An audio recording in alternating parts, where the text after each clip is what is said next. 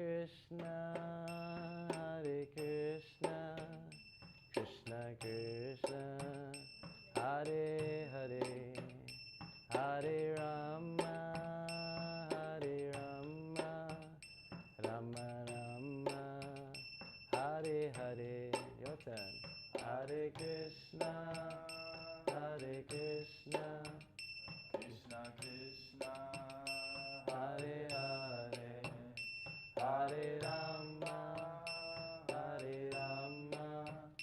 Rama Rama, Hare Hare. Hare Krishna, Krishna Krishna, Hare Hare, Hare Rama, Rama Rama, Hare Hare. Everyone. Hare Krishna, Krishna Krishna, Hare Hare, Hare Rama, Rama Rama, Hare Hare. Hare Krishna, Krishna Krishna, Hare Hare, Hare Rama, Rama Rama, Hare Hare. Hare Krishna, very nice. Krishna Krishna, Hare Hare, Hare Rama, Rama Rama, Hare Hare. Hare Krishna, Krishna Krishna, Hare Hare, Hare Rama, Rama Rama, Hare Hare. Hare Krishna, Krishna Krishna, Hare Hare, Hare Rama, Rama Rama, Hare Hare. Hare Krishna, Krishna Krishna, Hare Hare, Hare Rama, Rama Rama, Hare Hare. Hare Krishna, Krishna Krishna, Hare Hare, Hare Rama, Rama Rama, Hare Krishna, Krishna Krishna, Hare Hare, Hare Rama, Rama Rama, Hare Hare. Hare Krishna, Krishna Krishna, Hare Hare, Hare Rama, Rama Rama, Hare Hare. Hare Krishna, Krishna Krishna, Hare Hare, Hare Rama, Rama Rama, Hare Hare. Everyone. Hare Krishna, Krishna Krishna, Hare Hare, Hare Rama, Rama Rama, Hare Hare. Hare Krishna, Krishna Krishna, Hare Hare, Hare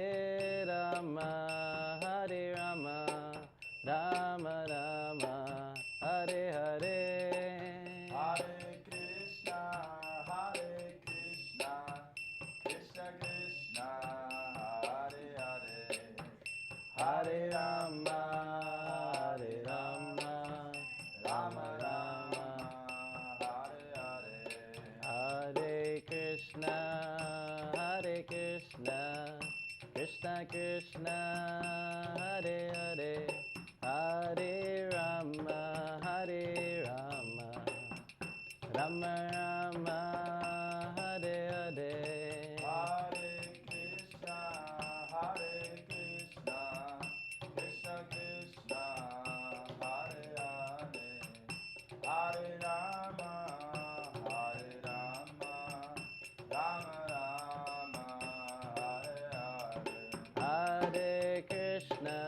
Hare Krishna, Krishna Krishna, Hare Hare, Hare Rama, Rama Rama, Hare Hare. Hare Krishna, Krishna Krishna, Hare Hare, Hare Rama, Rama Rama, Hare Hare. Hare Krishna, Krishna Krishna, Hare Hare, Hare Rama,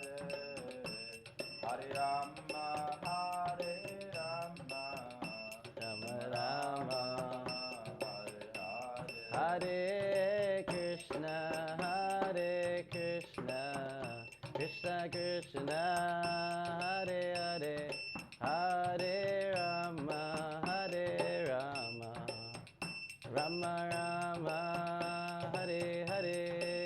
Hare Krishna, You can clap your hands if you like. Krishna Krishna, Hare Hare, Hare Rama, Hare Rama, Rama Rama, Hare Hare. Hare Krishna, Krishna Krishna, Hare Hare, Hare Rama, Rama Rama, Hare Hare. Everyone. Hare Krishna, Krishna Krishna, Hare Hare, Hare Rama, Rama Rama, Hare Hare. Hare Krishna, Krishna Krishna, Hare Hare, Hare Rama,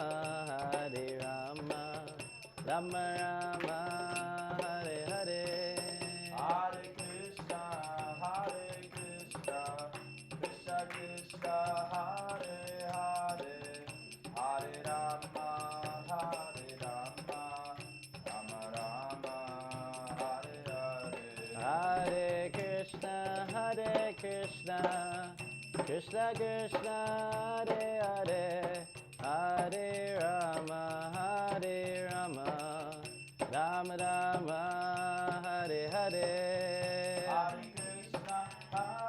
Krishna, Krishna Krishna, Hare Hare, Hare Rama, Rama Rama, Hare Hare. Hare Krishna, Krishna Krishna, Hare Hare, Hare Rama, Rama Rama, Hare Hare. Hare Krishna, Krishna Krishna, Hare Hare, Hare Rama,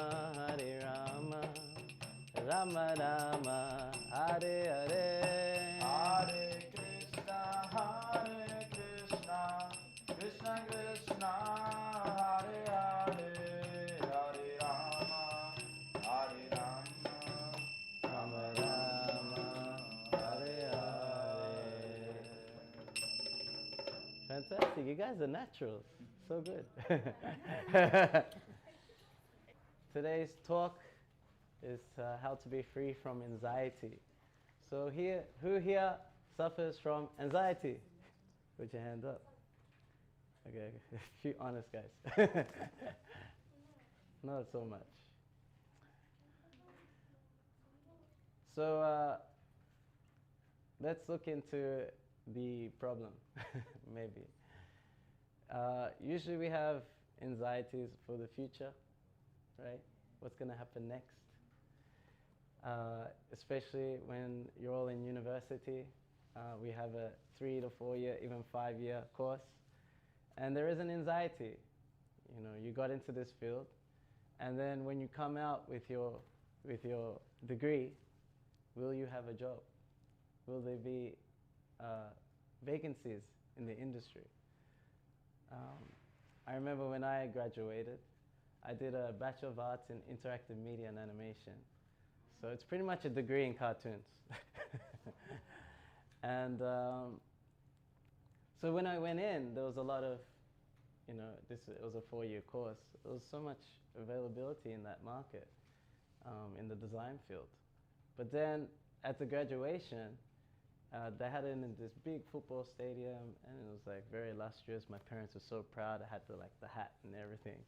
And it was supposed to be a very happy moment.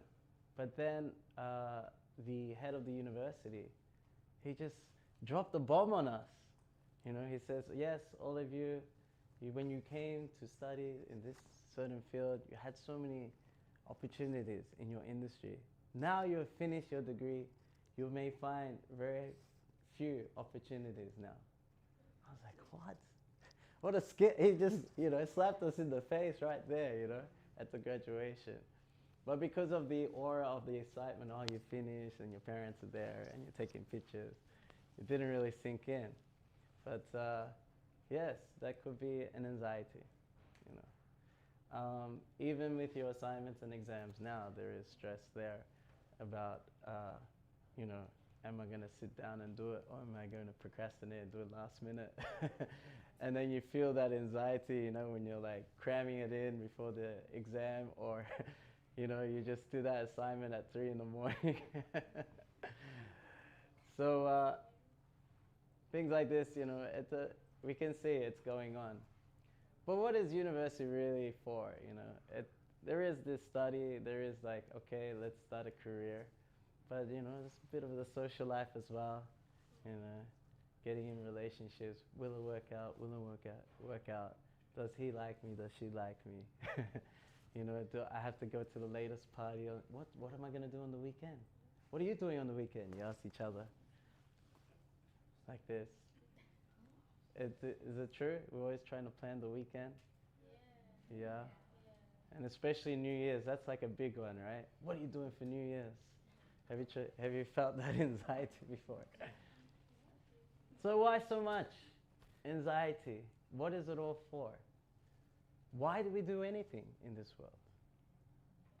Why do we have to study, 12 years, primary and secondary school, and then 4 or 5 years in university? If you do a PhD or a master's, it's like an extra 5 to 7 years. Why? And then even after that, you have to search for the job. That's also hard work. And then you get that job, and then your boss wants the most out of his money. He's paying you a wage. He or she's paying you a wage, and I've got to get the most out of my human resource. That sounds weird, doesn't it? It's expectation, isn't it? We're going to get the most out of it. Do overtime without pay, otherwise you lose your job. And then, why are you doing this? You may have a family at that time, raising some kids, hope they turn out exactly how you planned. Did you turn out exactly how your parents planned? But they're in anxiety about it. They have dreams, you're born, you're like a few months old. Okay, my son, my daughter will be a doctor, will be so successful in so many ways that I dream of. And then even divorce is on the rise. Will my relationship last? This is also an anxiety. And then this body goes through so much things. You're trying to keep it fit and healthy. There's always like new diseases coming up, pandemics. So many different risks are involved that we just take as the norm. And what to speak of a main anxiety is death. Sorry to be pessimistic. I know I look very happy and positive. But spiritual life means to face reality. Not to put our so-called, head in the sand from the reality. And then what is death all about? Takes it all away. Everything you built that you were so anxious to achieve. So why are we doing all these things? Why do we travel? Why relations? Why study? Why make money? To be happy. We never do anything for the stress. Never. But the stress comes automatically, right? No one tries for it, but it comes. So, something like, I'm sure you're spiritual seekers. You know, there's only a rare few that think like this, that's why there's only a few of you here. There must be something more. So the first step in spiritual life is to understand, who am I? Can you be happy if you don't know who you are? No, not at all. So most people, if you meet someone, and they say, oh, who are you? You usually give your name, right? But is that who you are? Like you have nicknames. You know, my mom still calls me baby. I'm like, old. You know. So we have so many nicknames, but it doesn't change who you are. You know, you can legally change your name also, but that doesn't change who you are. You may identify with your race. I'm black, white, Indian, colored, but that's not who you are. I mean, Michael Jackson changed color, but he's still the same person. You may identify with your job. I'm a student, or like I'm in this type of course, like this. You may identify with nationality. I'm South African, you know, but you go to another country, get citizenship. Many South Africans live in Australia, where I'm from, and they get Australian citizenship. And at that ceremony, you say, yes, I give my life to this country, you know, kind of thing. And I renounce the other country. But it doesn't change who you are. You're still the same person. You can even change your gender, and you'll still be the same person. So you'll see that anything to do with this body that we call the self is always subject to change. You know, there's a spiritual book, it's probably out there, it's called the Bhagavad Gita. It's 5,000 years old. And there's a verse saying that the embodied soul goes through changes from babyhood to childhood, youth to old age. And at death, it goes into another body. A sober person is not bewildered by such a change. So even this body that we take care of and look after and fully identify with, it's always changing. You had a baby body before, but where is it now? You know, show a picture, this is me when I'm a baby, it's gone. All the scientists say that every cell in the body is replaced every 7 years. So say if you're like 21, you're in your third body. The body's in constant flux. It's always changing. You look into the mirror, you're like, hey gorgeous, hey handsome, looking good. It's a new person. It's not the same one. So who is the witness for all these changes? So that is the spirit soul. That's who we really are. So the nature of these two things is that the body is material and that the soul, who we are, is spiritual. So what is the difference between those two substances, you could say? The physical and the metaphysical. So the material body is temporary. You know, it doesn't last forever. You know, it's like a machine, you know. You got some car, it's like clothes, you know. You have old clothes, you take them off, put on the new clothes, like that. But the soul lives forever. You know, there's songs about it, you know. I want to live forever, yeah. Like, you know, everyone's singing songs like this, and but you know, they all die. No, but this is natural for us, you know. Why are we always fighting for survival, struggling for existence? Because once we think that we can maintain this body forever. You're seeing that like old people, they'll just go on and go on. Even though they're like a vegetable, they can't do much. They can't even feed themselves. They can't go to the toilet, but they'll live on. You know, so what's keeping it going? That's the soul. It's eternal, lives forever. Yes. So if the body is temporary and we think we're the body, then there's going to be anxiety. You know, when's it's going to end? You know, every step there's danger. You step onto the road, you know, there's cars are zooming past. You know, crime it's going on here. Carjacking, whatever else, there's nice things are going on. So that's there. We take it as norm, but it's not the state of the soul, which is eternal and never dies. You can't drown it. It can't be withered by the wind. No weapon can destroy it. It can't be burnt by fire. It keeps living on. Because you'll see, there's all types of living entities that the soul can take up. Different bodies. So it's not just a human body. There's souls in the animal bodies, in the plant body, in the fish body. So you may wonder, what type of body I'll get next? So it is said in the spiritual scriptures that there's 8.4 million different types of species of life. And the type of body you get is according to your activities in this life, the desires you have, and your state of mind at the point of death. So these are the three factors. So say, for example, you like to sleep a lot. So maybe the human form is not for you. Maybe you can have a body of like a grizzly bear. Sleeps 3 months during the winter, you know, like that. You know, or if you like to smoke a lot of weed, and you could probably get a body of a better body is a body of a koala bear.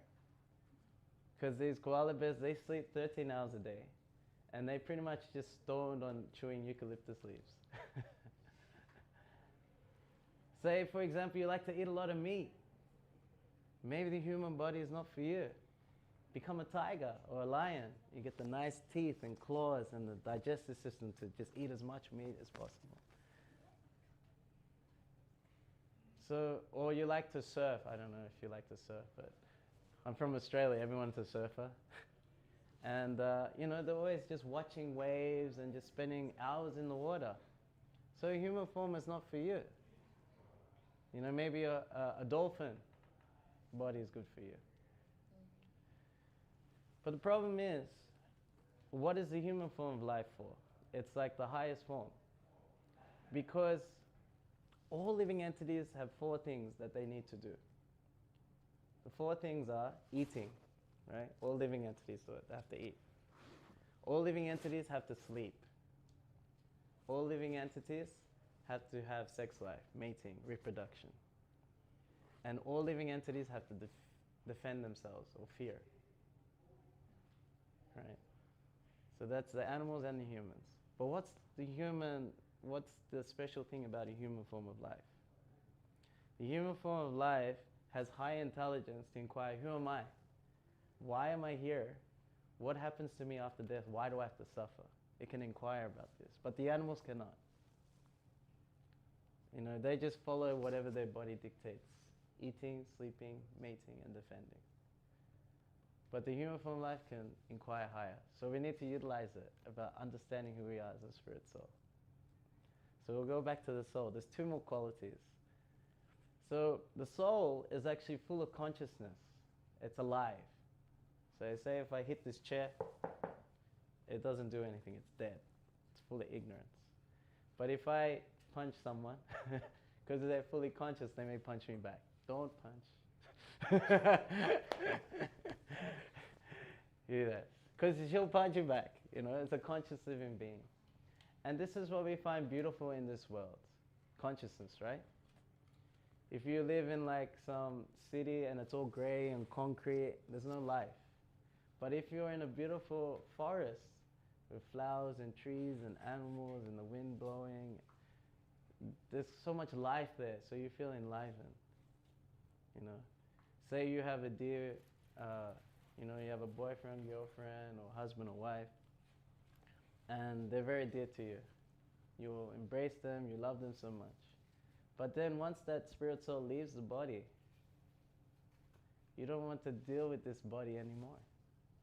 You want to put it 6 feet underground or burn it or whatever. It starts to smell a little bit. Because it's the consciousness that we're attracted to. That's the thing that makes things beautiful. But material nature, material life, it's actually a dead life. There's a nice saying that modern society, or this materialistic society, is just geared towards decoration of the dead body. You ever been to a funeral, right?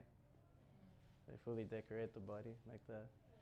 And, you know, maybe like someone's grandparents, or like father or mother, or some, you know, brother or sister. And like a young kid will say, hey, grandfather, grandmother's there. You know, they say, no, it's gone.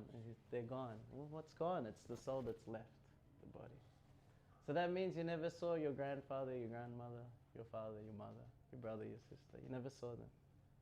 You just saw the casing. But the soul is fully conscious. It's always alive and active. That's who we really are. So the third quality of the soul is my favorite. The soul is full of bliss and happiness.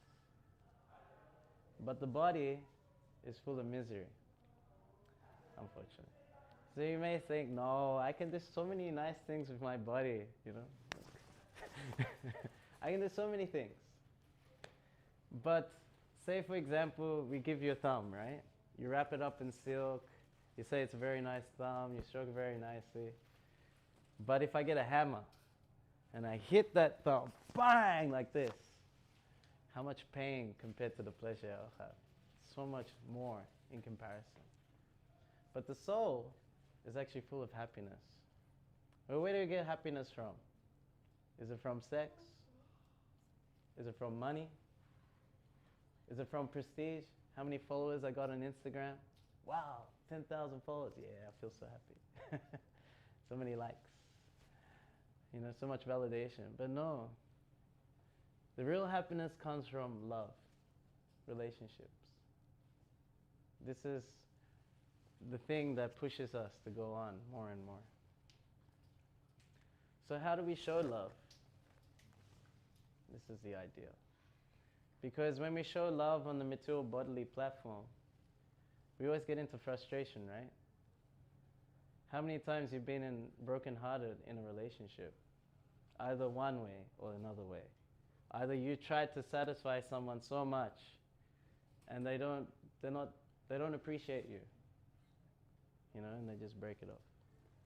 Or the other side, where someone is trying to satisfy you, they try to satisfy you and you just don't do it for me, and you break it off. Because we have an ocean of love to give, but we always put it somewhere limited, so then we don't get the reciprocation that we're going for. So what is the nature of the soul? What do we have to do as a spirit soul? How do we act on that spiritual platform where we don't run into this frustration all the time, suffering a broken heart in so many ways? So that is done by the essence of the soul. So the essence, say, of water is like, it's wet. You take the liquidity out of it, it's not water anymore. Like the essence of fire is that it's hot and it gives heat. You take the heat out of it, it's not fire anymore. So the essence of us, the spirit soul, is to serve. So you may think, is this religion or not? No. Because it doesn't matter if you're an atheist, whether you're Muslim, Christian, Jew, Buddhist, you still have to serve. In a family, husband and wife serve each other. Parents serve the children, children serve the parents. If you're a capitalist, you serve the. If you're a politician, you want to be the president, you serve the people who vote for you, like that. Or you work for a boss, like that. Even someone who says, I don't care about society, I'll live on the street, I don't need to serve anyone. But still your belly will growl and you have to serve your belly. Everyone has to serve. Doesn't matter who you are. That's the essence of the soul. They call it in Sanskrit, Sanatan Dharma. So the eternal occupation of the soul. But how to serve in such a way? Because we're serving, but we always run into distress, anxiety, like that. So how to do it in a way where you become blissful and happy? So your value of life depends on how you serve. Say, for example, someone who's totally narcissistic, right? They just care about themselves, serving themselves, right? You would say they have a low level of life, right? Someone who gets a family, you start a family, your value goes up, right? All right, you serve like the whole community, goes higher. The whole nation, you know? You hear people, they fight him more. He sacrificed his life for his country, he gets like a medal, his legs blown off like that. Okay, let's serve whole humanity. That's a high level, right? You know, we're thinking about Nelson Mandela, how he served the whole country. He has a high value of life. Serve whole humanity. He inspired the whole world. Let's serve all living entities, even the animals as well. Why just this planet, the whole universe? But the highest or the perfection of our essence of service comes from serving the source of all living entities, the source of everyone and everything. That is the Supreme Soul, or God. That Supreme Person. When you serve Him, then you are serving someone who's unlimited. There's no limits. And then you get the reciprocation that overflows you. And then it starts to splash off onto people around you. So this is the love we're looking for. This is the place where there is no anxiety. Connecting in relationship to the Supreme Soul, which we're the same in quality actually. God is also eternal, full of knowledge, full of consciousness, and full of bliss. So that is the world we need to live in. If we identify with this material world, this material body with all these designations, then you have to face temporariness. You have to face ignorance or a dead life. You have to face misery at every step. So how do we connect back? So we do what we practice here called Bhakti Yoga. So you may have heard the word of yoga where you do deep breathing and stretches and like that. There's different types of yoga, but the most easiest and sublime or more natural one is called Bhakti Yoga. Bhakti means love and devotion. So we connect to God in a mood of loving service. Usually we go to God like a business deal. Okay, I do this worship, I give this donation, let's hook me up. But He's already giving everything. What is the most precious thing in your life? Think about it. What is the most precious thing in your life? It's your next breath. If you don't have your next breath, you're thinking all about that, right? God is giving. Even if we forget Him, we don't care about Him. So the idea is that when we connect with loving devotion service, we're more like, oh, what can I do for you? You've given me a, how can I serve you? This is the perfection of my life. So the easiest way to do that, there's so many ways, but the easiest is just with your tongue and your ears. Just like what we did in the beginning, the chanting of the names of God. This is actually a prayer saying that I've been embarrassed by this material world, by this material body, running into broken hearts again and again. And show me how to love you again, how to serve you again. Engage me in your service. So pretty much that's the key to what's called Vaikuntha, or the spiritual world, where every day is a festival, every step's a dance, every word's a song, and every meal's a big feast. Compared to the material world where every day is a funeral, every step you can die, every word's a criticism, just jump online. And every meal, everything just doesn't meet your dreams, it always falls short. So this is available for all of us, and that's what we're offering here, this Bhakti Yoga Society here. And you can try it yourself. The books are there, how to apply it in your situation as a student, working, family person, whatever situation you're in. Because it's all about consciousness. Not to change the external, but to change the mentality within.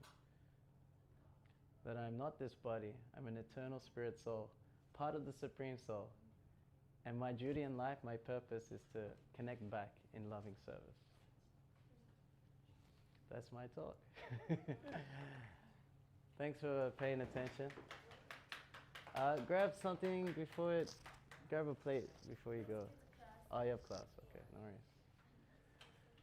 worries. Does anyone have any questions about what we said? Anyone? Sorry, you can ask any random spiritual question as well if you had one in particular. Yeah? Like, I heard you saying we have to spend like 12 years, I don't know, in pre-grades or high school or what. Why are we even timed? Like, we have to spend 5 years or 4 years in high institution, then don't have a job before 30. Like, the pressure, why are we even timed? Yeah. Materialistic society is trying to gear us in such a way that we just fit into their system to exploit us. You can judge a civilization on how they treat 5 types of people, how they treat children, how they treat women, how they treat like saints, how they treat the elderly, and how they treat animals. Because all of these type of personalities, they need protection. But if they're all exploited, then you can see that it's not really a civilization, it's just barbaric. So it's done in a very polished way, that they lock you into a system where you forget about your true happiness, and they'll just use you for their own exploitation. Is there a way to like balance? Yeah, so you still need to live in this world, right? I'm not saying that you don't give up money or you don't give up looking after your body, but we can simplify it, and we can do it in a way where we're not affected by that materialistic consciousness that's been trying to program us. So that's when this chanting of meditation comes in. Our consciousness is like a mirror covered by dust. So this dust is like all these materialistic conceptions. And it all stems from identifying with the body. Because I am white or black, I have to act like this. Because I am South African, Australian, I have to act this way. I have to love this person and hate that other person. But if you love Krishna, you love God, the Supreme Soul, then automatically you love everyone and everything that comes from Him. And you'll treat them properly. You wouldn't exploit them. So that's the key. So we need knowledge and a process of meditation and purification in this world. So we act in this world, but we're not a part of it. Does that make sense? But how to do it? We can start with this chanting. You can come to more spiritual meetings like this. And we also have many books to show you how to apply it. And then from your application, you'll experience a higher happiness where you're kind of like detached from it all. You can see it for what it is. But sometimes like you don't want to fully detach from it because like, some things like getting a degree is just the goal that you have in life. It's not necessarily to the materialistic side of it. Yeah. So this is the beauty of bhakti yoga. So the thing is not bad, right? Like material things are not bad, like a car or whatever else, clothes, a degree. It's how you use it. Just like a knife. In the hands of a madman, it can just kill everyone and cause havoc. But in the hands of a surgeon, it can save lives. So go for your degree, but how are you going to use it? So you need higher consciousness. So this chanting that we do, like I do my personal chanting every day. So we don't just do it with music. We also do it with beats. So I keep these with me. So I chant one mantra on each beat. So those who are serious in this bhakti yoga like practice, not when you're starting. When you start, okay, some chanting to get you started. But when you're serious, people do 2 hours of it on beats. It's pretty far out. You would think like, no way, man, where am I going to get 2 hours? But it's powerful enough that you can see through the illusion. Yeah. I hope I answered both questions. So is that cool? You're cool? Yeah. Sir? Can I ask, what is the significance of the orange? Yeah, no problem. Yes, so you'll find that monks, they wear orange, and there's two meanings. So the first one is that it represents celibacy. So we're trying to keep our life simple, not to get entangled too much, so we can focus more on spiritual life. Yeah, that. And the second one is my favorite. So the color of God's feet is like a saffron color. You know how you look at the sunset and it's like kind of like purplish orange kind of thing? So that's the color of God's feet. So we always want to be a humble servant of God. So we remember his feet. He's very beautiful. So every time you see that sunset, you can think of that. Why did you choose to become a monk? Why did I choose to become a monk? That's an interesting question. Yeah, why didn't I become a hot shot? Or how did you come across it? Yeah, no problem. Yeah, so why didn't I become a hotshot designer? I wanted to be. If you met me like 18 years ago, I had like long dreadlocks and a beard, yeah, and I was like trying to be a DJ at the same time, working in a bar. I was flipping the bottles and everything. Yeah, so after, when I was in my final semester, I ran into this philosophy.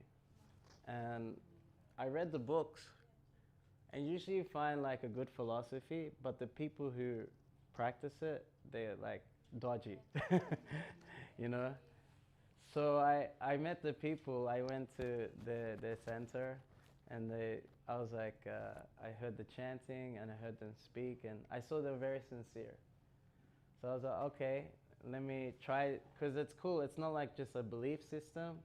It was like, it's something you apply in your experience. And you know, oh, this is God in my life. Okay, let me go further into it. So, and they never said, oh, now you're stuck with it. This is who you are. You know, the point was like, you have to become self-realized. So if you find a better process and you have a better experience, then you should do that. So I feel like I'm still doing the process after like 17 years. Yeah. So, so I remember seeing these monks at the center. I was thinking, no way, I'll never do that. There's no way I'll be like them, you know. I'm not cut out for that. But when I finished my degree and I wanted to be more spiritual, I thought, I was only 20 at the time. So I still had time on my hands. So let me do like a couple of years like of monk training, living in an ashram, like waking up early and doing like voluntary service and meditation and learning philosophy. So let me do like 2 years of that. And it went so quick and I wanted to learn more. So I did one more year. That went quick. So I did another year. And it's in the books what I found was that even if you wanted to be a spiritual family man, you know, someone who's in that world, but spiritual example, you still need to do like the full-on monk training with the orange and stronger celibacy. So I thought, yeah, I'll do it for a couple of years. So after the 4th year, I sort of took these vows. I took further vows, and I just started traveling. I found myself in Poland, and it's just been traveling for the last 12 years as a monk. And when I was 5 years of doing it, I was like, man, these 5 years were the best times of my whole life. Why don't I just keep going? I'm living a life beyond my dreams. I never thought this was possible. So I'm just sort of riding that wave now, and I'm still going that way. So that's kind of my experience. Everyone's experience is different. And that's mine particularly. Is that okay? All right. Yeah. Cool. All right. Yeah. Thank you so much for your attention. You can enjoy your meal. I see, it's just sitting there.